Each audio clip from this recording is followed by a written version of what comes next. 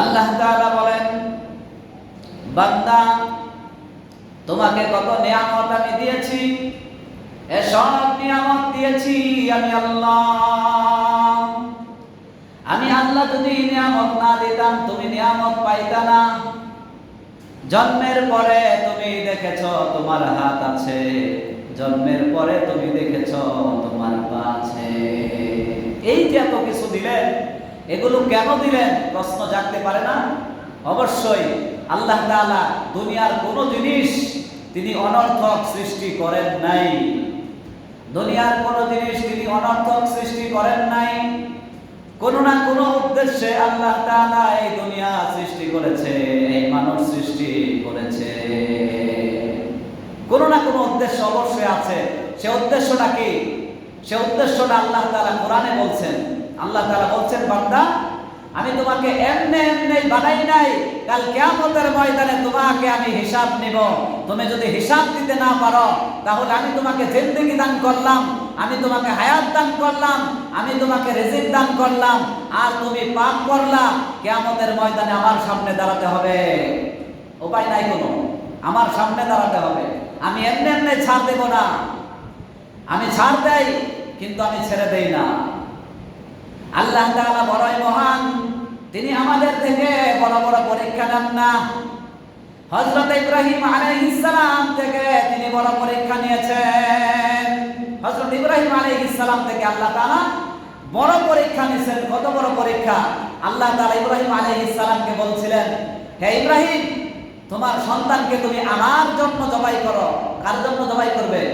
আল্লাহর জন্য। আল্লাহ তাআলা বলেন, قل إن صلاتي ونسكي ومحياي ومماتي لله رب العالمين قل إن صلاتي يا نبي আপনি বলুন, say oh my prophet sallallahu alaihi wasallam, إن صلاتي verily surely my salat, my prayer, ونسكي my sacrifice, ওয়ামাহিয়ায়া ওয়ামামাতি my life and my death, সবকিছু আল্লাহ রাব্বুল আলামিনের জন্য। সবকিছু কার জন্য? সবকিছু আল্লাহর জন্য হতে হবে। দুনিয়ার জন্য আমি যদি কোনো কিছু করি এটা দুনিয়াতেই পড়ে থাকবে। সবকিছু হতে হবে আল্লাহর জন্য। আল্লাহ বলেন, বান্দা দুনিয়াতে আমি তোমার জন্য সিম্বল রেখে দিয়েছি, তোমার জন্য আমি জান্নাতে সবকিছু রেখে দিয়েছি। দুনিয়া তোমার আসল ঠিকানা না, পৃথিবী আমার আসল ঠিকানা নয়, পৃথিবী আমার আসল ঠিকানা নয়। মরণ একদিন মুছে দিবে সকল রঙিন পরিচয়, পৃথিবী আমার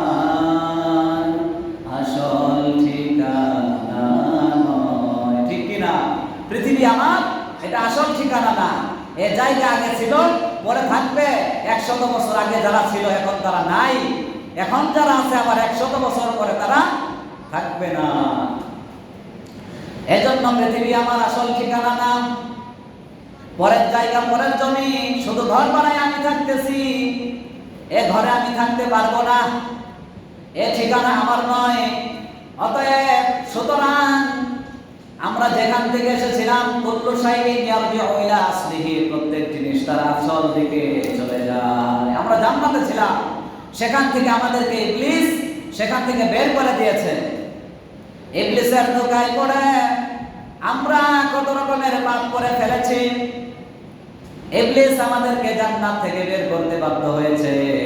ইবলিস সারা জীবন 80,000 বছর ইবাদত করেছে, এরপরেও সে আল্লাহর রহমত পায় নাই, সে আল্লাহর রহমত পায় নাই। এজন্য দুনিয়া থাকতে পারবো না, দুনিয়া থেকে চলে যেতে হবে। ইব্রাহিম আলাইহিস সালাম বললেন, ইন্নী আরা ফিল মানাম, ইন্নী আরা ফিল মানাম, হে আমার ছেলে আমি তো স্বপ্নে দেখলাম, আমি স্বপ্নের মধ্যে দেখলাম, আযবাহুকা ফানজুর মাযা তারা, আল্লাহ তাআলা আমাকে অর্ডার করেছেন, হে ইব্রাহিম তুমি তোমার সন্তানকে জবাই করে দাও, তুমি তোমার সন্তানকে আমার জন্য, আমি আল্লাহর জন্য তুমি জবাই করে দাও, তুমি কুরবানি করে দাও। ইব্রাহিম আলাইহিস সালাম কোনো প্রশ্ন তোলেন নাই, কেন করব, কেন করব না।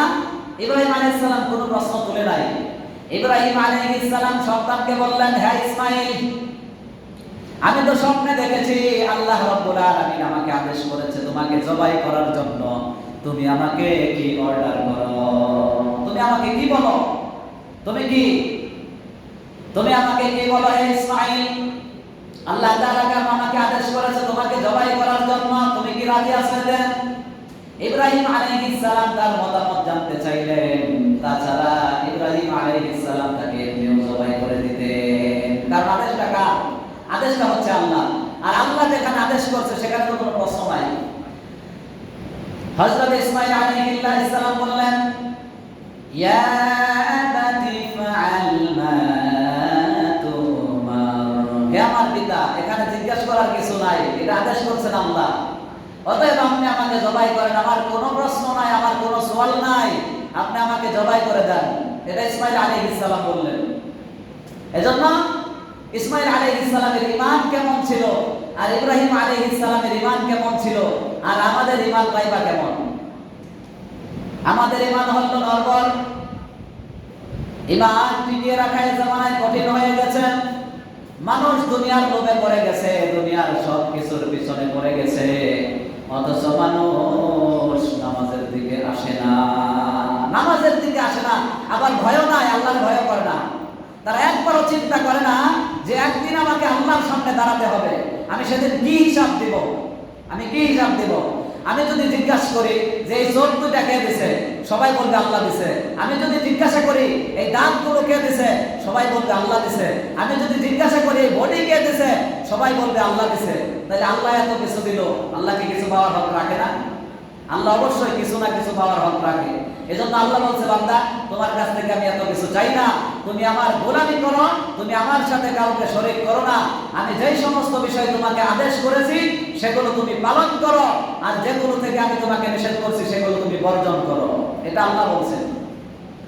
আল্লাহ বলেন, বান্দা, দুনিয়াতে তুমি কি কাজ করলে, তুমি কোথায় যাবে আমি সব বলে দিয়েছি। তুমি ভালো কাজ করলে জান্নাতে যাবা, এগুলো কোরআনে স্পষ্ট আমি আল্লাহ বলছি। কেন বলছি?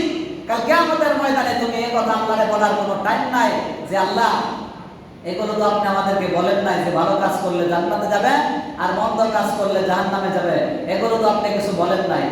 এজন্য আল্লাহ বললেন, ফামান ইয়ামাল মিসকালা যাররাতিন খায়রান ইয়ারা, বিন্দু পরিমাণ তুমি যদি ভালো কাজ করো সেটাও পাবা। একেবারে বিন্দু থেকে বিন্দু পরিমাণ আমল যদি তুমি করো সেটা তুমি পাবা। আর যদি তুমি ভালো মন্দ কাজ করো তাহলেও তুমি সেটা পাবা।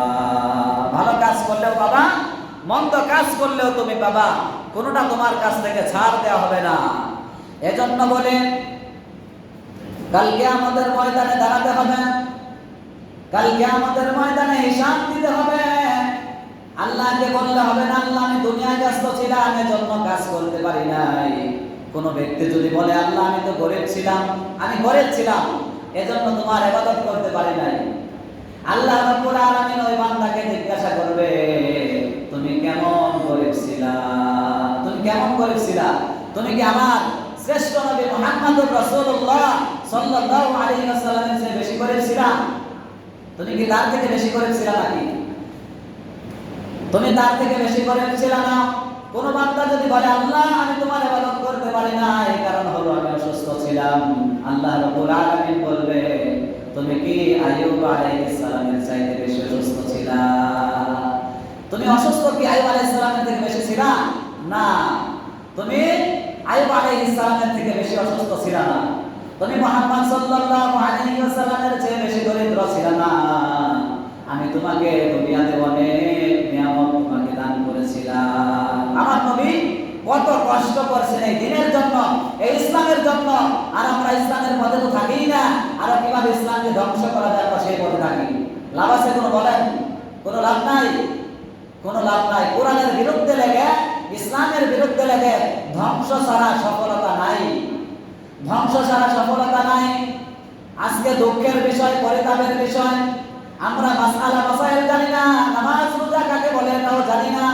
কাল কিয়ামতের ময়দানে যদি আল্লাহকে বলি, আল্লাহ আমি তো বুঝলাম না নামাজ কাকে বলে, আল্লাহ বলবে, বান্দা তোমাকে বোঝার কত মাধ্যম দিয়েছিলাম, আলেম উলামা দুনিয়াতে ছিল, তাদের কাছে জিজ্ঞাসা করো নাই, বরং তাদেরকে আরো তিরস্কার করেছ। তোমরা মাসআলা মাসাইল জিজ্ঞাসা করবে আলেমদের কাছে, তাছাড়া তোমরা দেখি আলেমদের বিরুদ্ধে লেগে যাও। এটা ঠিক না তো? এটা ঠিক না। আজকে আমাদের হায়াত কত বছর? এগুলো এই কথাগুলো কাজে লাগবে মৃত্যুর পরে। দুনিয়াতে কোনো কাজে লাগবে না, মৃত্যুর পরে এই কথাগুলো কাজে লাগবে। মৃত্যুর পরে কাজে লাগবে, কোনো কাজ হবে না। আল্লাহ রাব্বুল আলামিনকে বলবেন, আল্লাহ আমাদেরকে আবার দুনিয়াতে পাঠান, ফারজি'না না'মাল সালিহা। হে আল্লাহ, আবার আমাদেরকে আপনি দুনিয়াতে পাঠান, কিছু আমল করে আসি। আবার আপনি আমাদেরকে দুনিয়াতে পাঠান, আমরা কিছু আমল করে আসি। আল্লাহ বলবে, না, সেকেন্ড কোনো চান্স নাই। তোমাদেরকে সময় দিয়েছিলাম, তোমাদেরকে আমি 1 বছর না 2 বছর না বিশাল সময় দিয়েছিলাম। সারা জীবনে তুমি আমি আল্লাহ রাব্বুল আলামিনকে চিনো নাই। সারা জীবন তুমি আমি আল্লাহ রাব্বুল আলামিনকে চিনো নাই। একবার আইসা মসজিদে নামাজ পড়ি নাই, তাই না? অথচ মসজিদে নামাজ পড়া এটা খুবই একটা জরুরি বিষয়। নামাজ পড়তে হবে মসজিদের ভিতরে। একজন অন্ধ সাহাবী আল্লাহ রাসূলকে বললেন, হুজুর আমি তো অন্ধ, তো আমাকে কি একটু ছাড় দেওয়া যায়? আমি তো মসজিদে আসতে পারি না, আমি তো রাস্তাঘাট চিনি না। আল্লাহ রাসূল তখন অন্ধ সাহাবীকে জিজ্ঞাসা করলেন, হ্যাঁ সাহাবী, তুমি কি মসজিদের আযানের আওয়াজ কি তোমার কানে যায় নাকি? সাহাবী তখন বললেন, হ্যাঁ আল্লাহর নবী, মসজিদের আযান আমার কানে যায়। হ্যাঁ, মসজিদের আযান তো আমার কানে যায়। আল্লাহ রাসূল বললেন, তুমি আযানের জবাব দিবা আর মসজিদে এসে নামাজ আদায় করবা। এই হায়াত আমাদের সারা জীবনকার না। আগে কত বড় বড় মানুষ ছিল, সব মরে গেছে, সব মরে সাদিয়ানাস হয়ে গেছে। আমি আপনি থাকতে পারবো না। একবার চিন্তা করলেও, আস্তে আস্তে চিন্তা করলেও আমার ভিতর ঈমান চলে আসবে, আসলে আমি কোন রাস্তায় হাঁটতেছি, আমি কোন রাস্তায় হাঁটতেছি। আমার হাঁটার দরকার ছিল কোন রাস্তায়? আমার হাঁটার দরকার ছিল আল্লাহর রাস্তায়, কিন্তু আমি আল্লাহর রাস্তায় চলতেছি না। ধোঁকাবাজি, মানুষকে ধোঁকা দেয়া, মানুষের সাথে প্রতারণা করা, এরপরে আরো কত রকমের অপকর্ম, জেনা করা, চুরি করা, ডাকাতি করা, এই সবগুলো হারাম। এই সবগুলো হারাম বিষয়ে আমরা কোনো চিন্তা নাই, একেবারে নিশ্চিন্তে করতেছি। করেন, কিন্তু বুঝা রাখেন, শাস্তি, এটার শাস্তি আল্লাহ দিবে এবং ওই শাস্তির জন্য প্রস্তুত হতে হবে। আমাদের বয়ানগুলো দিলের কান দিয়ে শোনা দরকার, কিন্তু আমরা আজকে ওয়াজগুলোকে ফ্যাশন বানিয়ে ফেলেছি। এজন্য ফ্যাশন নয়,